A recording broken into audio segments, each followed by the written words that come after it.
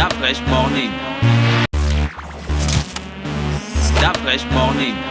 Sur les 104.5 Urban FM, la station urbaine, on a un autre invité dans le studio, c'est le docteur Gaba Michel qui est nutritionniste.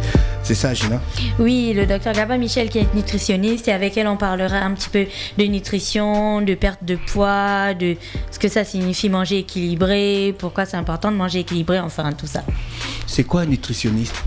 Alors, on va dire un nutritionniste, on fait plus du paramédical aussi, donc c'est sur la prévention, on va dire des maladies cardiovasculaires, du diabète et dans la gestion alimentaire. D'accord, ok. Vous êtes installé au Gabon, il y en a beaucoup comme vous? Alors, moi je suis installée au Gabon depuis, on va dire maintenant 3 ans maintenant. Vous avez beaucoup de clients? Ça va, les gens ont C'est pris des conscience. clients ou c'est des patients? C'est des patients. Bah, ça devient client avec. Ah bon, hein? Si on prend la norme économique qui peut se retrouver derrière. Quel genre de conseils vous donnez aux gens? Alors, le genre de conseils qu'on donne aux gens, ça se base aussi sur la malnutrition. Vous savez que la malnutrition, c'est dans les deux sens. Si on a de l'obésité, on parle de malnutrition. Si on est trop maigre aussi, en dessous de l'IMC, donc l'IMC, c'est l'indice de masse corporelle, on parle aussi de nutrition, de malnutrition. Est-ce que l'IMC est universel pour tous les hommes ou chacun a son IMC? Alors, nous, ça nous permet, c'est un critère qui nous permet de définir, en fait, d'être dans des normes de santé et ça nous permet d'avoir un repère. Après, bon, on ajuste aussi selon les morphologies, selon... Après, depuis que je suis au Gabon, j'ajuste aussi parce qu'à chaque fois, on me dit, oui, mais nous, les femmes africaines ou les hommes africains, faut pas qu'on soit trop mince, c'est pas dans nos critères physiologiques. Mais la physiologie, elle est pareille pour tout le monde, qu'on soit noir, blanc, jaune, enfin... Voilà, physiologiquement, on fonctionne tous pareil. Vous avez parlé de malnutrition. Quelle est la différence exacte que l'on fait entre quelqu'un qui se nourrit, j'ai pas envie de dire mal, mais qui se nourrit, bon je vais quand même le dire mal, et quelqu'un qui se nourrit bien? Je m'explique, parce que quand on mange à midi, on est rassasié, on a bien mangé. C'est quoi bien manger? Alors, bien manger, c'est déjà de donner en fait à l'organisme les aliments dont il a besoin et dont il pourra en fait transformer en énergie. Voilà. Quand on regarde un petit peu la population gabonaise, notamment Libreville et la population de Libreville, quel est le constat que vous avez fait de l'état, si je peux l'appeler comme ça, de l'état de santé des Librevillois? Alors, moi, ce que je remarque par rapport à mes patients au cabinet, c'est que je trouve quand même que la tension a quand même augmenté. La tension artérielle? Oui, il y a quand même une forte augmentation. Et puis le diabète. Même le diabète aussi des enfants. Donc, je trouve quand même que c'est quand même... Il y a les enfants qui ont le diabète. Ouais. Bien sûr. C'est une maladie métabolique. Et puis après aussi, il y a les gènes aussi. Donc, et il faut savoir que quand on a le diabète ou quand on est prédiabétique, c'est pas, c'est une maladie où vraiment le diabète de type 2, je précise bien, parce qu'il y a il y a 3 formes de diabète. Donc le diabète de type 2, on voit finalement que c'est vraiment lié à l'alimentation.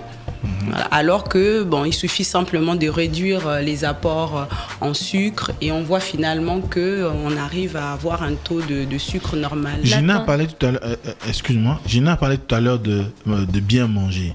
Moi, la question que j'aimerais poser, que je pose, c'est celle de savoir, c'est quoi manger équilibré? Manger les brocolis. Aïe, aïe, aïe. Non, pas du tout. Pas du tout. Vous savez quand D'abord, je déteste les brocolis. Pareil. Moi, j'aime ça. Pareil.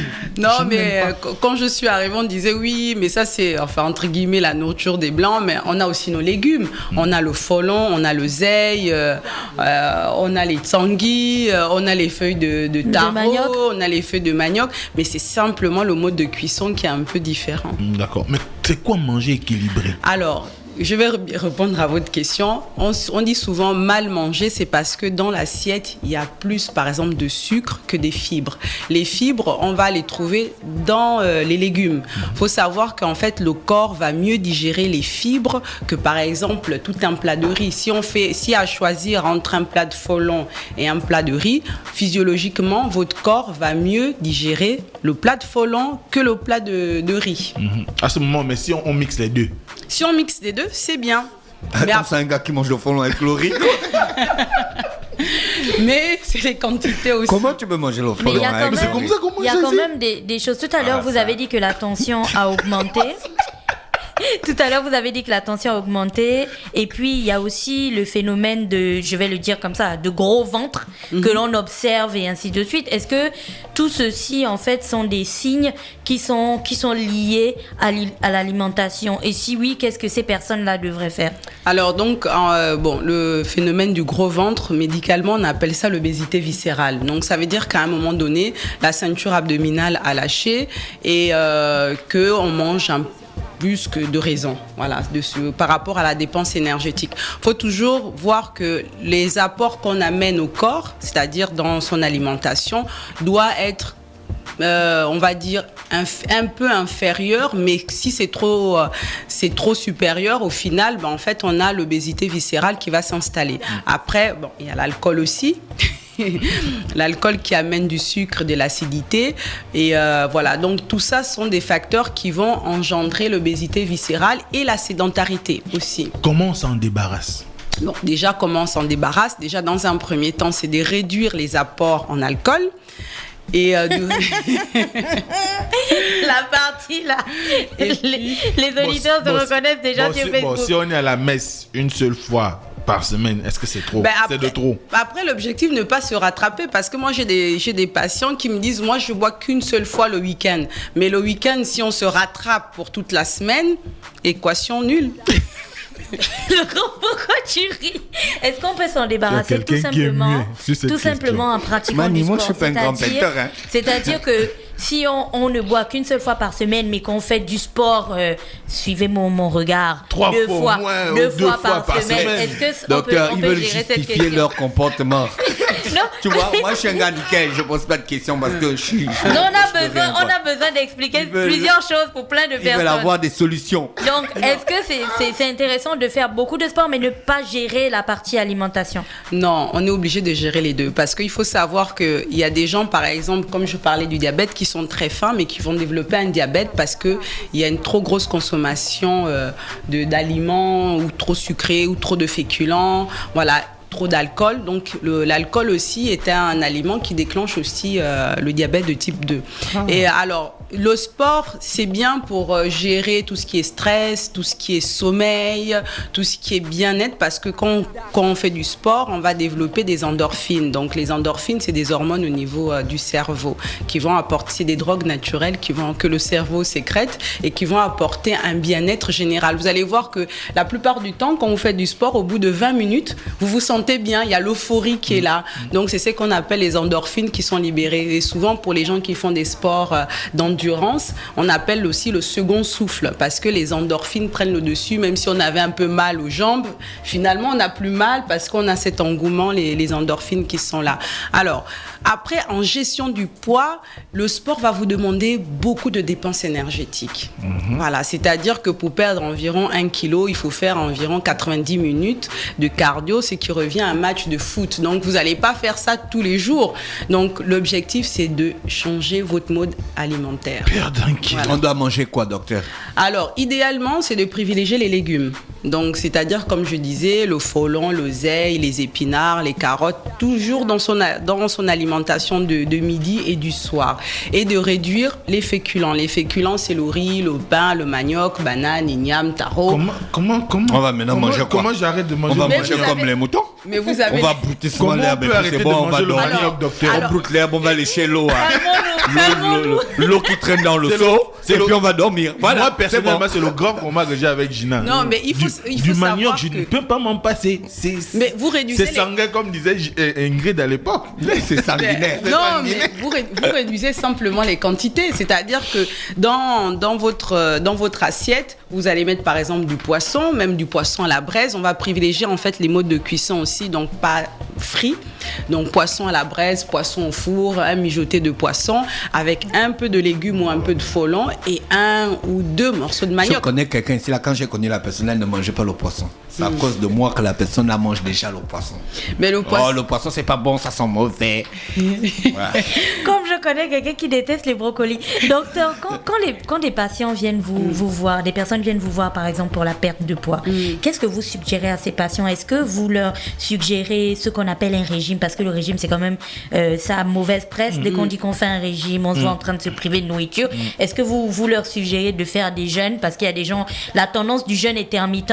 Et à la mode en ce moment, on ne mange qu'une fois par jour, après 15 heures ou après 16 heures. Qu'est-ce que vous donnez exactement à vos patients? En fait, il faut, quand on dit régime, c'est simplement, en fait, on change de mode. C'est-à-dire, par exemple, on parle bien quand on conduit une voiture, on dit, je change la vitesse, je suis au régime 1, 2, 3. C'est simplement changer le mode alimentaire.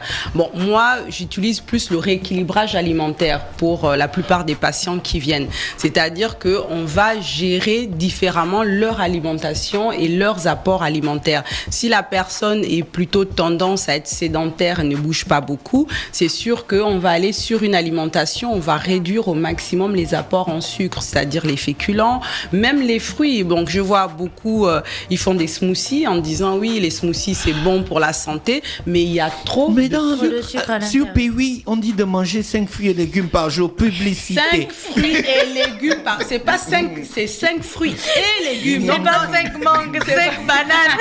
Voilà, 5 fruits et légumes par jour. Il y a des moments où je vais à 5 mangues. Hein? Non, c'est pas 5 mangues. Non, ça fait beaucoup de sucre pour l'organisme. Ça fait beaucoup de sucre. Non, puis oui, on dit 5 fruits et légumes, mais dans les 5 fruits et légumes, on peut prendre par exemple 2 fruits et 3 légumes. C'est pas 5 fruits, 5 légumes. C'est dans les 5 là, il faut composer les fruits et les légumes. Oh, Donc le rééquilibrage alimentaire que vous proposez à vos patients tourne autour de quoi exactement? Est-ce que vous avez la pilule magique que vous donnez aussi à vos patients qui après 3 mois ont perdu 20 kilos? Alors, donc il faut savoir que y a pas la seule magie, c'est de changer son mode alimentaire. Il n'y a pas de pilule magique. Après, on a aussi l'accompagnement psychologique parce que vous savez que l'alimentation aussi est liée aussi au niveau émotionnel, au niveau culturel. Donc tout ça, en fait, toutes ces variables aussi ont un impact. Le sommeil, le stress. Donc il n'y a pas que forcément l'alimentation en soi en fait qui fait maigrir, mais on arrive simplement à amener la personne à prendre conscience en lui faisant comprendre que finalement son alimentation, il ne faut pas que l'alimentation devienne un refuge. L'alimentation, c'est d'abord nous donner de l'énergie pour pouvoir fonctionner. Donc c'est un peu tout ça qu'on amène à la personne. Et la personne arrive à faire des changements pour elle-même que si elle est impactée, si elle a vraiment un profond désir de changer. Après, vous revenez par exemple sur des jeûnes. Bon, les jeûnes au niveau spirituel, la personne peut faire, mais les jeûnes pour dire que je vais maigrir en faisant du jeûne, c'est pas conseillé. Parce que finalement, les gens sont très surpris quand ils viennent au cabinet. Je dis, mais il faut manger un peu le matin, il faut manger à midi, il faut manger le soir. Donc les gens sont très surpris de dire que mais comment je vais faire pour maigrir alors que je vais manger 3 fois. Voilà, c'est simplement ce qu'il y a dans l'assiette qui change. Voilà, donc il faut manger, on maigrit en mangeant différemment, mais on mange.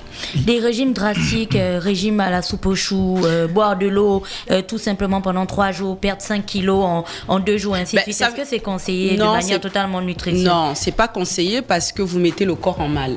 Faut toujours vous dire qu'en fait, le corps, il est toujours en mode survie. Donc, si vous lui mettez des carences alimentaires pendant 3 jours, il va quand même stocker de nouveau. Dès que vous allez recommencer à manger, il va stocker. C'est pour ça qu'on dit aux gens, mangez régulièrement vos repas à des heures fixes parce que le prochain repas que vous allez y mettre, il va stocker. Pour les gens, par exemple, qui font le jeûne toute une journée, ils ne mangent pas et le soir, ils vont manger qu'un seul repas. Mais sachez que dans le fonctionnement du corps, il va d'abord stocker.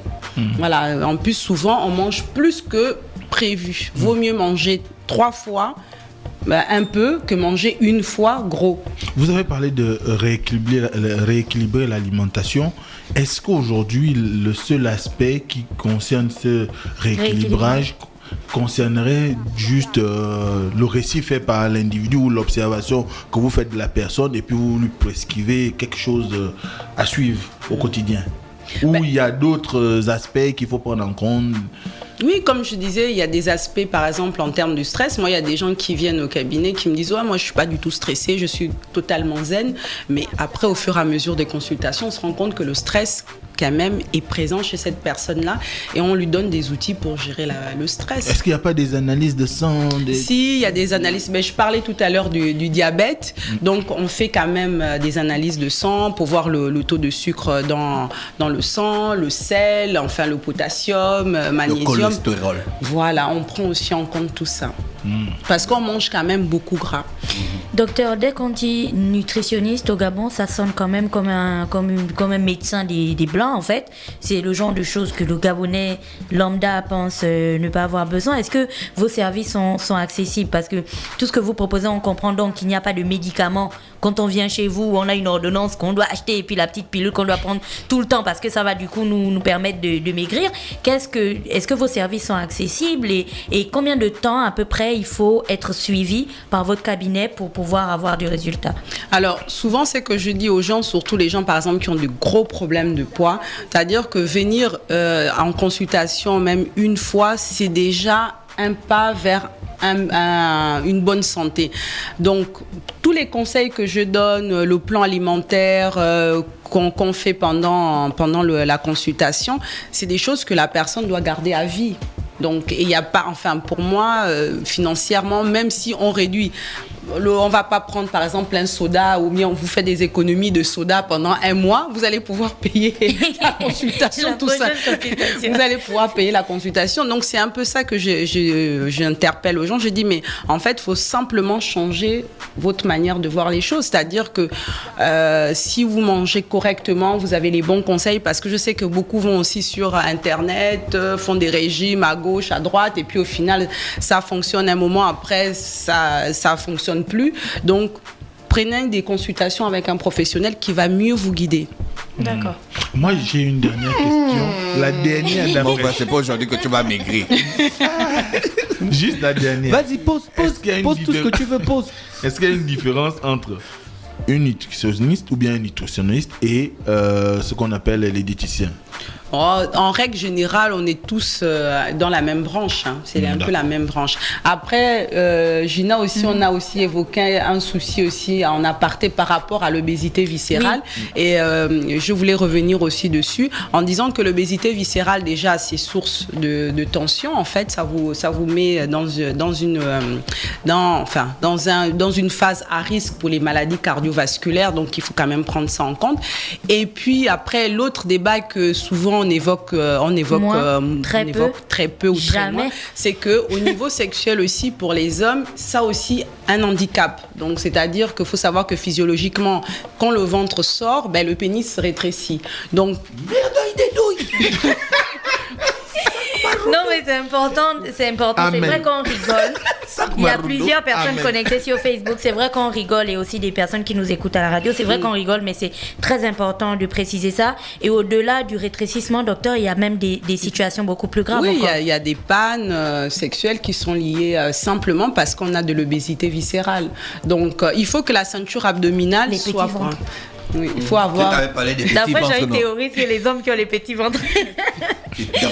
Donc, il faut avoir... une ceinture abdominale à sa place. Voilà, tout simplement. Donc, mais il y a des gars qui sont nés avec le gros ventre. Il va vivre comme ça jusqu'à 90 ans, il a le gros ventre. Non, mais j'ai plein... Il y a des familles qui viennent en me disant, moi, je suis né comme ça, dans ma famille, on est tous gros, on ne peut pas maigrir. C'est aussi génétique. Il y a l'aspect génétique, mais il y a surtout, en fait, comment je peux dire ça, les héritages culinaires.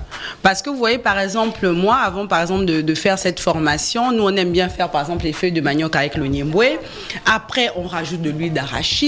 Après, il faut que... Vous voyez, en fait, c'est... On mange avec le riz. Non, docteur, il y a des gens qui mangent. Il y a une personne ici à la radio, elle mange tout le temps.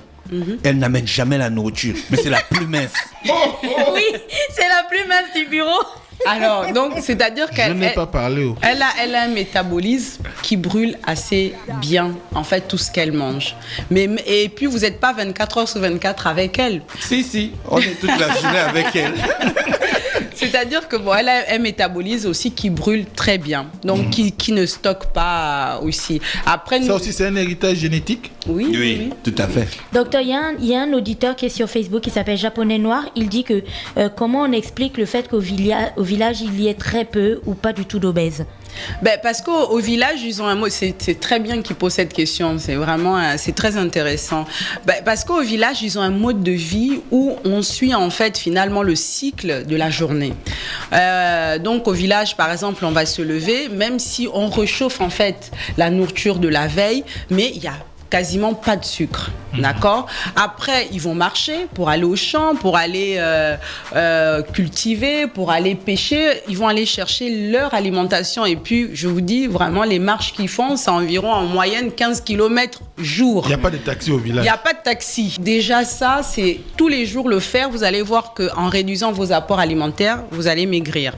Et donc, déjà 15 km jour, tous les jours, hormis peut-être le dimanche, puisqu'il y a la messe.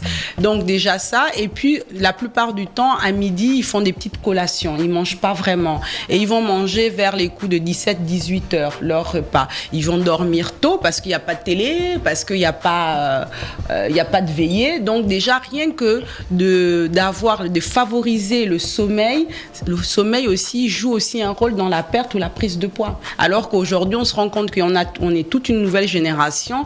Si à 23 heures on est toujours éveillé, minuit on est toujours éveillé, et comme je vous disais tout à l'heure, en fait la satiété elle est produite pendant la nuit. Donc en fait quand on est rassasié dans la journée, c'est parce qu'on a bien dormi et puis on a développé cette hormone pendant la nuit. D'accord, merci docteur d'avoir accepté notre invitation. Merci. Je rappelle qu'on est avec le docteur Gaba Michel qui est nutritionniste. Vous êtes situé à Libreville où? On est situé derrière la grande poste en ville. D'accord, ok.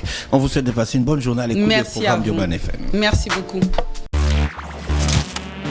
Start Fresh Morning.